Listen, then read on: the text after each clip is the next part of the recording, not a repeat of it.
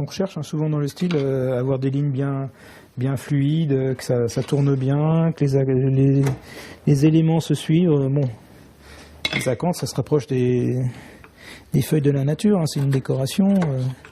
La gouge à la main, Philippe Ravelot redonne leur splendeur d'antan à des boiseries qui ont traversé les siècles. Sculpteur sur bois ornemaniste, il restaure mobilier et sculptures inscrits à notre patrimoine. Boiserie, encadrement et retable passent entre ses mains pour se refaire une jeunesse. C'est intéressant parce qu'on y met notre patte.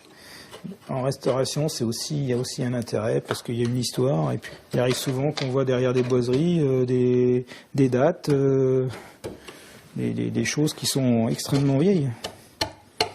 C'est typique de l'ornement de Louis XIV. Installé à la Verrie depuis 1995, le bois est une histoire de famille pour se passionner et une véritable histoire de cœur. La matière déjà, l'odeur de cette matière, qui est plutôt sympa. Et puis, à vrai dire, je suis né dedans. Donc, parce que mon père a été ébéniste, puis sculpteur après. Donc voilà, mon grand-père aussi était dans le bois.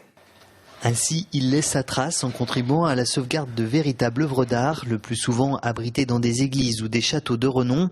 Mais avant de pouvoir rénover sa première pièce, la route est longue. Pour la formation en elle-même, c'est 3 ans. C'est 3 bonnes années, je crois.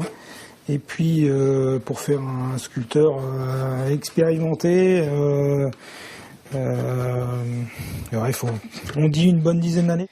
Du temps, il en faut pour acquérir cette expérience et réaliser ses œuvres. Certaines pièces se comptent en milliers d'heures de travail, mais aujourd'hui les formations se font rares. Philippe Ravelot perpétue ainsi un savoir-faire ancestral.